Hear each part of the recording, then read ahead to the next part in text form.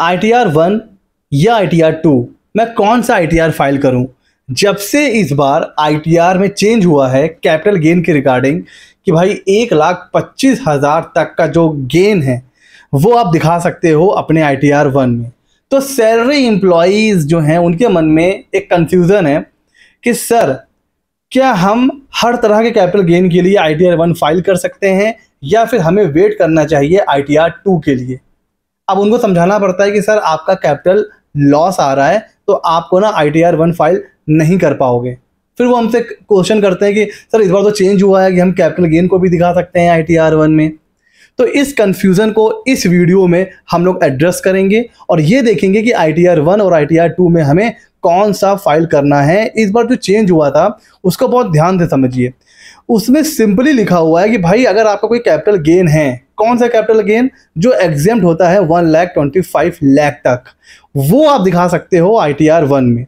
अच्छा, अब ये जो गेन है जो एग्जेम्प्ट होता है 1.25 लाख तक, वहां पर स्पेसिफिक लिखा हुआ है वो कौन सा कैपिटल गेन होना चाहिए। एक तो वो लॉन्ग टर्म का होना चाहिए, ठीक हो गया सर, और वो होना चाहिए अंडर सेक्शन 111A वाला। सर ये 111A वाला क्या है सर? Listed shares. ध्यान से समझिए, जो लोग शेयर में इन्वेस्ट करते हैं उनको पता होगा, एक डीमैट अकाउंट ओपन होता है, जो शेयर लिस्टेड होते हैं स्टॉक एक्सचेंज पर वो हम खरीदते हैं बेचते हैं। तो वो listed shares, mutual funds, business trust की यूनिट, इन शॉर्ट अगर मैं कहूँ जो लिस्टेड शेयर्स हम लोग खरीदते बेचते हैं, उनमें अगर आपको लॉन्ग टर्म का गेन होगा, लॉन्ग टर्म वो भी कब, 12 मंथ्स, मतलब 12 महीने से ज़्यादा आपने होल्ड करके रखा है फिर बेचा और फिर आपको गेन हो रहा है, उसे हम कहेंगे लॉन्ग टर्म गेन। वो एग्जेम्प्ट होता है 1.25 लाख तक। वो अगर आपको हो रहा है, ध्यान से समझिए, क्या लिखा हुआ है? गेन, लॉस नहीं लिखा है। इसका मतलब अगर आपका 1 रुपये का भी लॉस है तो फिर आप ITR-1 नहीं फाइल कर पाएंगे। ITR-1 में आप सिर्फ दिखा सकते हो लॉन्ग टर्म वाला gain under section 111A up to 1.25 lakh तक।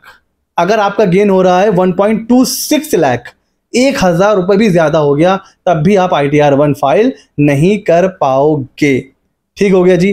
तो अब इसकी बात करें तो अगर यहाँ पर आपको लॉन्ग टर्म कैपिटल गेन हो रहा है लिस्टेड शेयर्स के अलावा, तो आप ITR-1 फाइल नहीं कर पाओगे। जैसे मेरे पास एक क्वेरी आई कि सर हमने अभी ना एक प्लॉट बेचा है जिसमें 1 लाख रुपए का हमें गेन हो रहा है, 8 लाख का खरीदा था, 9 लाख में बेच रहे हैं, तो क्या ITR-1 में दिखा दें उसको? नहीं।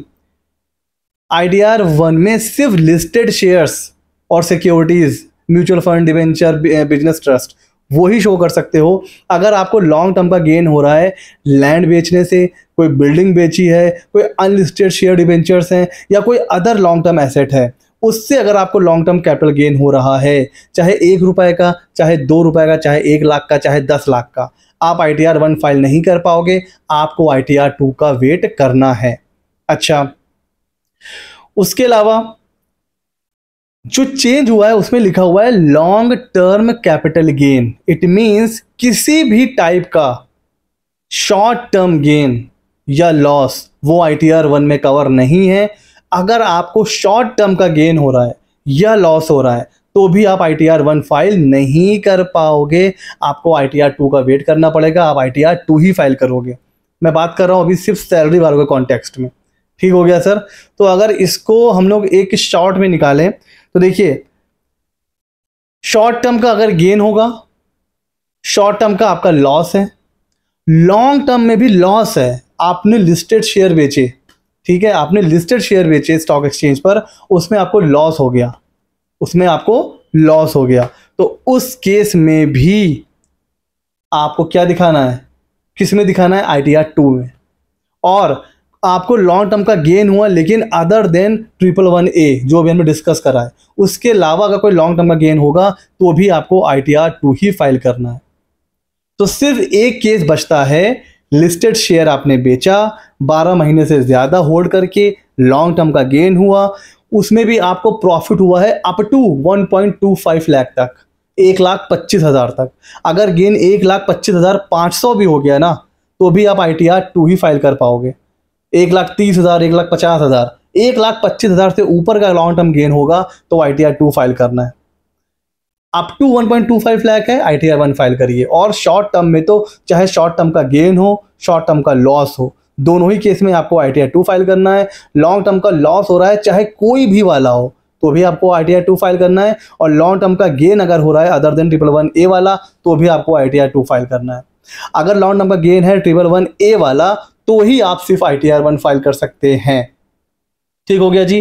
तो अब आई होप ये जो कंफ्यूजन है कि कौन सा गेन ITR 1 में दिखाना है, कौन सा 2 में दिखाना है, वो कंफ्यूजन आई होप अब दूर हो गया होगा। स्टिल कोई कंफ्यूजन है आप कमेंट सेक्शन में मुझसे पूछिए, और ऐसे ही मजेदार वीडियोस मैं CA शमशेल अपने चैनल पर लाता रहता हूं।